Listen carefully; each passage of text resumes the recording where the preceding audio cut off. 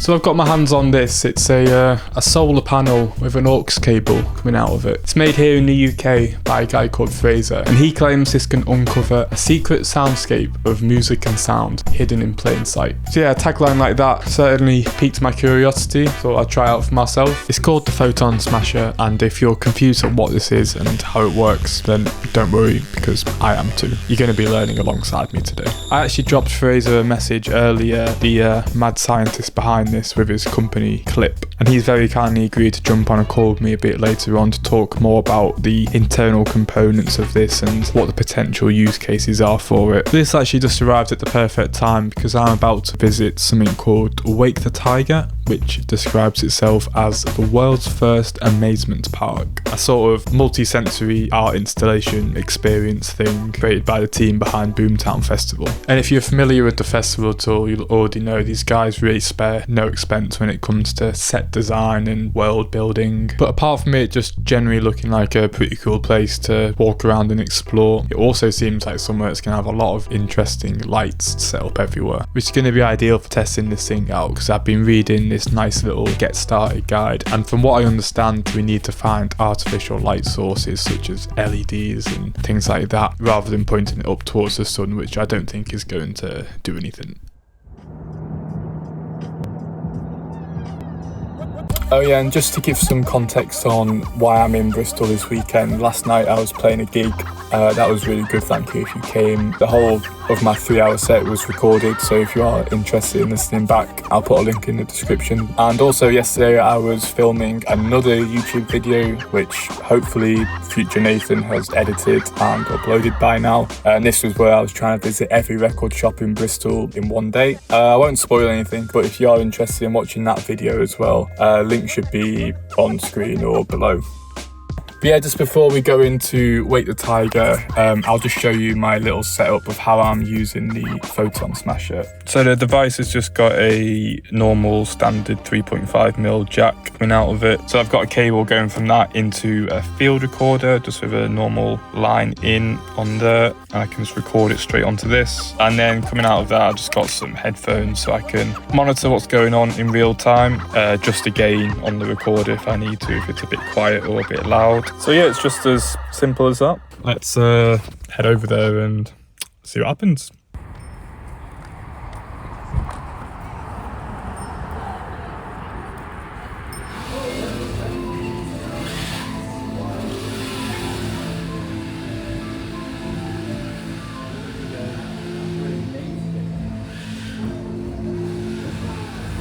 Revolutions and evolutions of being, seemingly beyond other creatures we once shared our world with.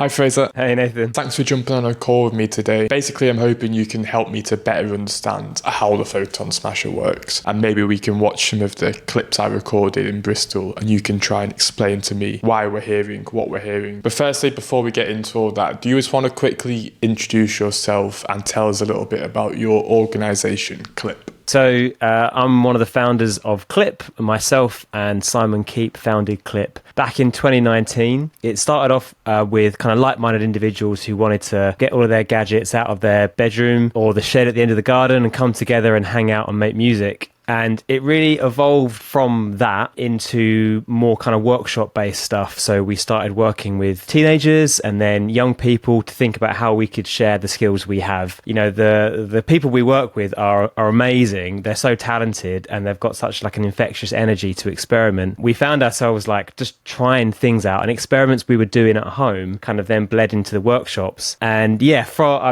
I've been falling down a rabbit hole of like electromagnetic listening for the last couple of years, and we just sort of stumbled upon this idea of a solar panel microphone, and then before we know it, we're selling it as a product. So how long ago did you make the first prototype of what we now know to be the Photon Smasher? Yeah, so back in, I think it was about 2018, I had a commission called Hidden Sounds of Coastal Arcades, and it was part of this BBC program called New Creatives, and my idea was to go and record all the sounds at the pier in Walton-on-the-Naze in Essex. And my original plan was that I just wanted to go there and like record all the arcade machines, and I got hold of a LOM Electro Slush, I think it's called, the Mini City DIY version. It's like tiny little microphone, it's great, and I was recording like all the sort of beats from the lights and the circuits and stuff like that. As sort of a separate thing, artistically, that project was massive for me because it also introduced me to ideas like oral history, interviewing people, but it was all about like what other sounds are there at this place other than just the stuff actually making noise. It's like, well, who are the people that are there? What are the noises those machines making? What's happening when I'm not there? You know, like documentary making is you just have to be somewhere loads and kind of look and listen and observe. And when I released that piece, someone actually sent me a message. I think it was on Twitter. I can't find it now, annoyingly. Someone sent me a Vimeo link to Piccadilly Circus, and they said, "Oh, did you know you could use solar panels as microphones?" I was like, "Oh my god, that's amazing!" And so, quite literally, I went in my garden and grabbed, you know, like those light up garden torches you have like down paths. I sort of like I broke it. I sort of tore it apart, took the solar panel out the top, and just crocodile clipped it onto a guitar lead, and then put it into a little 9-volt guitar amp, a little belt ones, because I was terrified of plugging it into an actual like into anything mains, and then went and got like my box of bicycle lights in the drawer, and all of a sudden I was like, wow, okay, I'm hearing tones, I'm hearing pitches, I'm hearing rhythms. And so that kind of led us to build the first version of the Photon Smasher, which was actually a kit that we were selling to more of like an educational audience, really, because it was just like, this thing's weird. And so the first version was like, it had a little speaker, it came with a light, and it was a toy, really, that made horrible noises. And this was housed in a cardboard box, right? Yeah, I think I've got... So this is what the, if the focus grabs it, this is what the first one looked like. And it comes with this little kit. And it was a massive experiment for us as, you know, two people who had never sold a product before. I think the most expensive thing on this product is actually the beautiful screen printing we got on the front of the box. That's the most expensive part. But, you know, you learn, don't you? You got to get everything wrong to get it right. Sweet. So what I've got here, you'd call this version 2, right? This is what people can get their hands on now. Yes, yeah. So, yeah, my next question, so I was wondering if money and time weren't a factor, what might a version 3 look like? The thing we were trying to achieve with version 2 was making it easier to use for professionals. So it's a line level output. It's entirely passive. There's no speaker. It's all about integrating into your like traditional setup. So the idea is you can plug it into your field recorder, or you can plug it into your like sampler input or whatever. And that's kind of where its forte is that it's like a professional piece of equipment. It requires other bits to work, if you know what I mean. But we're making that assumption that people already have. If you're buying this, you know, you've probably got all of that stuff anyway. Version 3 3, I think what I would be really interested in exploring is either looking at a different kind of output that's a bit hotter that you can plug straight into modular. So this is like a 2-volt output, it's line level, but modular expects, 5 volts and up, really. Something we might look at doing is thinking about finding or building a version that has a hotter output. Now, either you've got to boost that, and for that you need to have a circuit, so it's got to be powered, or you just use a solar cell that's got a higher output, but that will change the sensitivities. So yeah, but I mean, what I'm really excited about, what I really want to experiment further with is stepping sideways rather than stepping forwards. So one of the things, I'm prepared, but one of the things I've been playing around with is these ring modulator circuits, passive ring mods, which are really, really cool. And I love the idea of having the carrier signal as a solar panel so that you could have a ring mod that was like affected by the lighting of the venue you were playing in. So how can you get your lighting engineer to be a part of the show? Imagine they were strobing the lights and that was acting as a tremolo on your synthesizer or whatever. Wow, yeah. Getting the lighting guy in on the performance. That's, I'd love to see that happen. But that brings us nicely onto the topic of the actual noise the device is outputting. So what I was wanting to do now is, if I just load up some of the recordings I was hoping you could maybe explain in a bit more detail why we are hearing these specific noises from these specific lights. Yeah, sure thing. Let's have a go. I'll see what I can do. Okay, let's start with this one, which is a sort of solid, continuous tone coming from a light shining directly on it from above.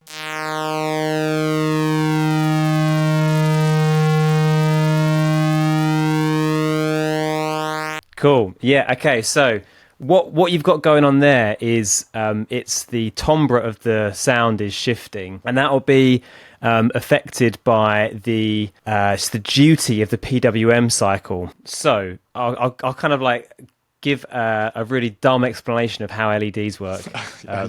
Please.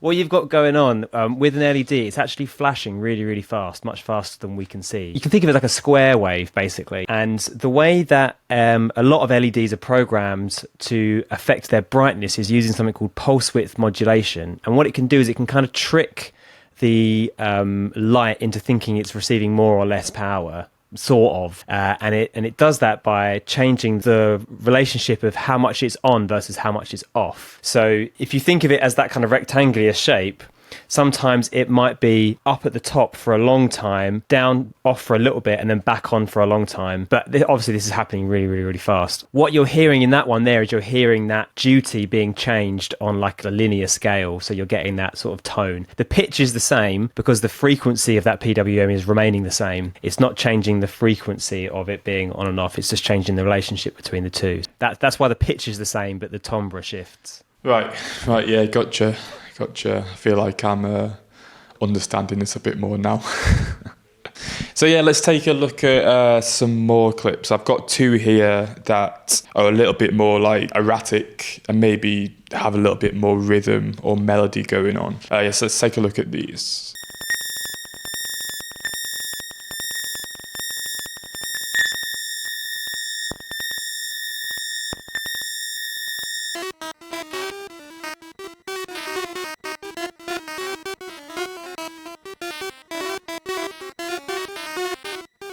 This is a really lovely example of what this light does really well, is that it takes something that this microphone does so well, is it takes something that seems relatively innocuous and then like, oh wow, this really interesting melody and rhythm has kind of come out of it. What the light is trying to achieve is it's almost like fireflies, I think, isn't it? So it's kind of like these blinking lights that are just changing their brightness levels and kind of turning on and off sort of quote unquote randomly. That's giving us really interesting musical outcomes. It's really strange when you think about what it is you're listening to with the Photon Smasher, because essentially you're listening to someone programming. This isn't like light itself doesn't really have a sound. When you just point the Photon Smasher at the sun, you're not going to hear anything. But if you modulate that light, then you start to hear something, and that's what the solar cell is picking up. It's the modulation. So what you're hearing is the programming of that light. So you're hearing that kind of like random sequence of the lights changing their frequency, and then you're hearing that as a pitch as it's changing the frequency. And so we get this really nice kind of like, you could probably pull a melody out of that, if you wanted to. So let's take a look at one more recording then. I've got one here that's quite similar to the first one that we looked at, being a sort of fairly continuous tone. But this one's a lot lower in pitch, like a sort of bass sound. And this one comes courtesy of some robot jellyfish swimming around. Let's take a listen.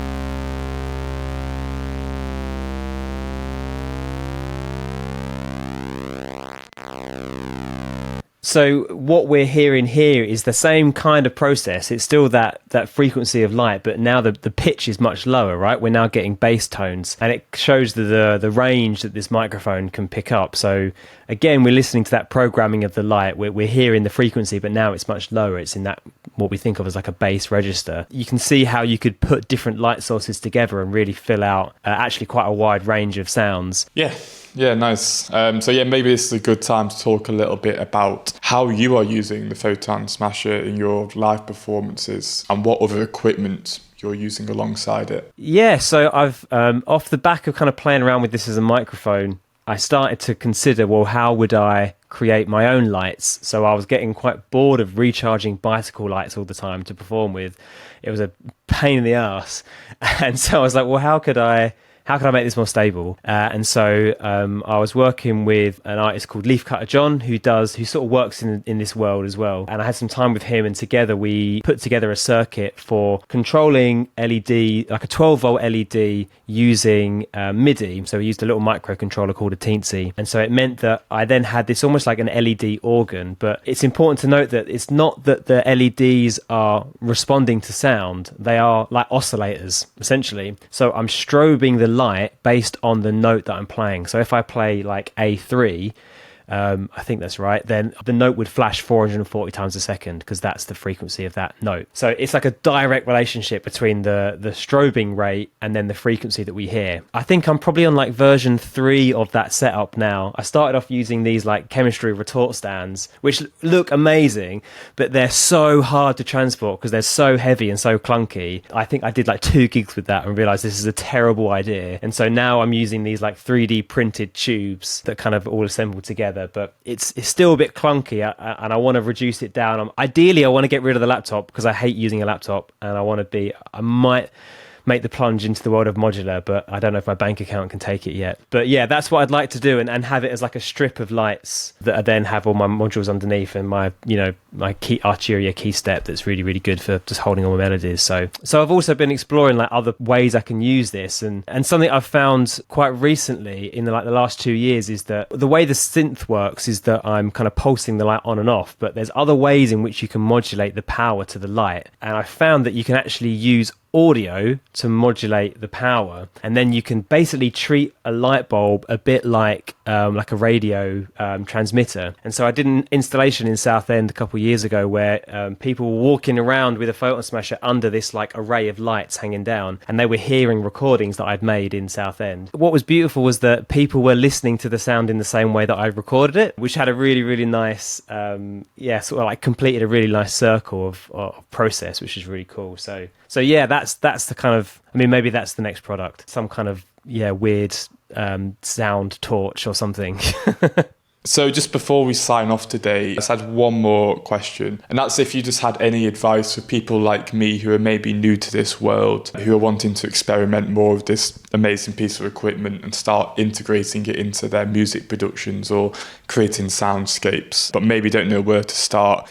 That is a great question. What you'll find is as you experiment, so you can probably, after a while, you'll probably walk into an arcade and be like, I know exactly what that machine's going to sound like, which is like a weird thing to have to deal with in your life. You're like, that LED, I've heard that before. That's the one. What I would say is that it's about keeping your eyes up, and it is investigating that world around you, looking for sound sources in places you maybe wouldn't expect. So things like signs on shops sometimes flash or illuminate, and so that might have an interesting sound. Like dot matrix displays do something really really interesting. Really, it's kind of anything that has LEDs in it might make something interesting. The other thing as well is that solar cells are also responsive to infrared. So any kind of device that uses anything of infrared, you can get some really interesting tones from as well. So like TV remotes, you can make some really cool glitchy patterns with TV remotes, which is quite fun. But in terms of like thinking about a soundscape, audio is really bad for context, I would say. And so one of the things that the Photon Smasher is really interesting with is with your videos are so beautiful. It's lovely seeing those two things paired together. But when you remove the visuals from it, you've then got like a really interesting raw audio source. And so it's thinking about like, how do you treat that as a sample that you can just work with, or how do you give it